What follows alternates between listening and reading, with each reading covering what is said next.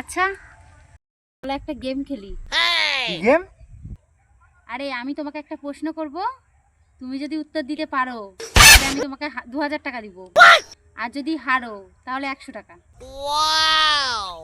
শালা ডেইলি শালা আবল তাবল প্রশ্ন করে।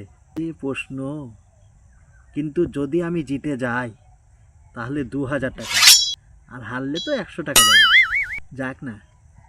কি প্রশ্ন?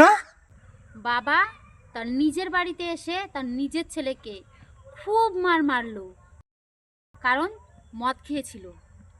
তো বাবা মদ খেয়েছিল না ছেলে মদ খেয়েছিল, বল। কেন? বা